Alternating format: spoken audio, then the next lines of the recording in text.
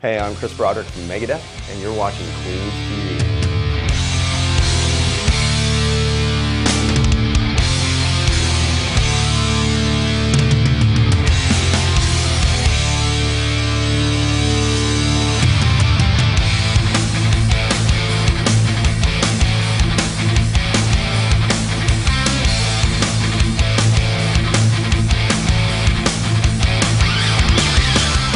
What's your first question going to be, huh?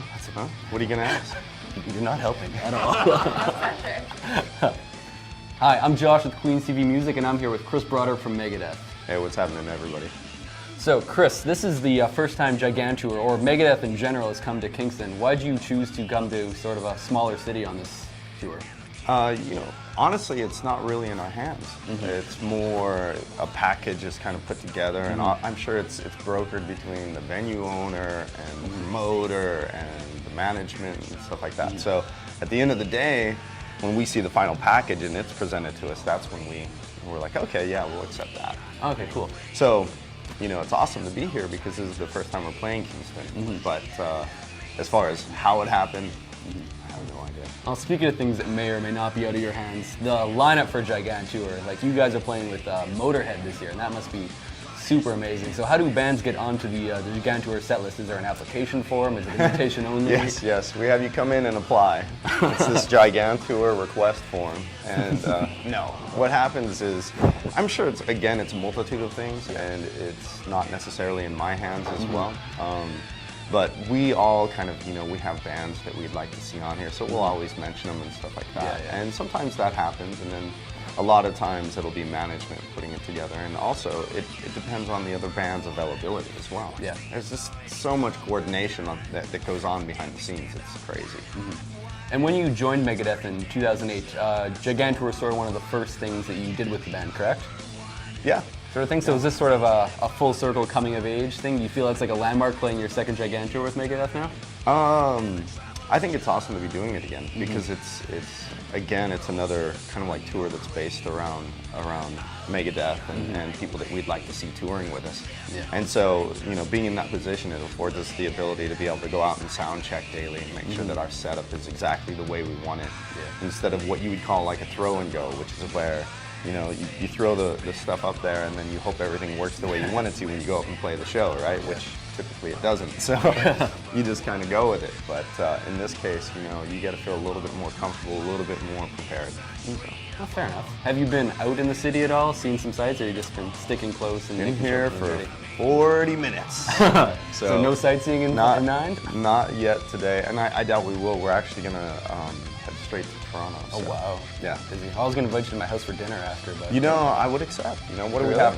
Oh, anything you want. I will make you a turkey if you so desire, sir. I want surf and turf, lobster and steak. I will do that. Some mashed potatoes, some green beans. I like green beans, that's always good. A salad, and then some sort of dessert. We got black lights, and we could watch a DVD or something. Now, this is getting a little bit too weird. Okay, sorry. I'll move on to something else then. Oh, gosh. Oh, yeah, okay. So, when you first joined Megadeth, Dave Mustaine was quoted as saying that when he met you was sort of like when Ozzy met Randy Rhoads. Right. Do you feel like that's big shoes to fill? Absolutely. Yeah, super huge and very humbling at the same time. And I just know I love to play guitar, and I go out there and I do my best, and I just hope people appreciate that. At the same time, I'm very humbled by the fact that Dave would say that. So that's awesome. And you come from quite a sort of a prog metal background a little bit too with some of your earlier work, yes? Yes, actually. And so do you feel that a Megadeth, which is sort of more of an old school traditional thrash metal band, do you think that limits your creativity at all, like the prog aspect? No, but there are definitely elements in my writing style that wouldn't be appropriate for Megadeth, that's for sure. So once it goes off the deep proggy end, then you got to kind of reel me in a little bit. But I remember one time I presented this idea to Dave about doing a rhythm based in Morse code. Oh. And he was like, It's a great Dave impression. But a smart idea nonetheless, because that stuff's great to experiment with, but maybe not necessarily that music. Fair enough. So have you thought of maybe doing a side project or working with some other bands maybe to more fully express your artistic desires? Right now, you know, I'm so busy.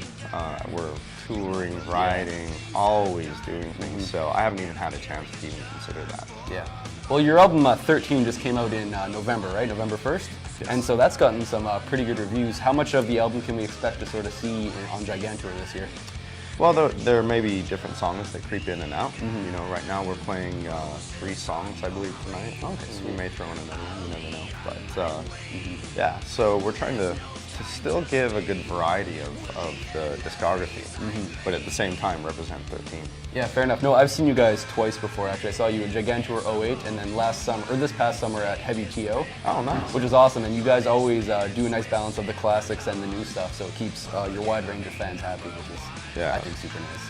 Yeah, it's a good thing to have so many songs to choose from, you know what I mean? Oh, for sure. When you're such an iconic band like Megadeth, it's hard to just limit yourself to the new stuff or the old stuff because you're going to get fans who are angry either way. No matter what, you're not going to please everyone, you know? Personal question for you. Okay. If I were to steal your iPod, which artist would you be the most embarrassed for me to find on there? I'm thinking right now. Well, I have a new guitarist that I just downloaded, and he's like pure old school, like Chet Atkins kind of country. Oh, okay, yeah. His name's Scotty Anderson. So, yeah, you know, I don't know that I'd be embarrassed by it because he's such a phenomenal guitarist. But it's definitely one of those things that's a little hard to digest from coming from metal. You know what I mean? Yeah. My appreciation for him is surely based in his ability on the guitar. You know? Some of the country tonalities and stuff like that are a little bit too upbeat, a little bit too happy for me. But when you see him play, it's just like, man, I got to learn something from that guy. Yeah, well, fair enough. I'm better than Taylor Swift, so as always. Definitely. All right, one last question for you. So, Gigantour 08, Dave came on stage. It was in Winnipeg where I saw you guys, Winnipeg, Manitoba. And he came on stage and said, "I'm proud to be an American, but if I wasn't American, I would be Canadian." What do you think about Canada? I love Canada so far, you know. I like a lot of aspects about it because it mixes the modern kind of system of America with a lot of European influence and a lot of European ideas and concepts. While I don't know a lot about your government and stuff like that, I do know that the socialized healthcare really works well up here, and I wish we had it in America. Sweet. Oh, that's a very profound answer. Well, thank you very much. Chris Broderick with Megadeth doing Gigantour tonight. They're going to be touring across North America for the next, 4 weeks? Yes. Something like that. So be sure to check it out. Tickets are still on sale tonight if you're interested, but I think so.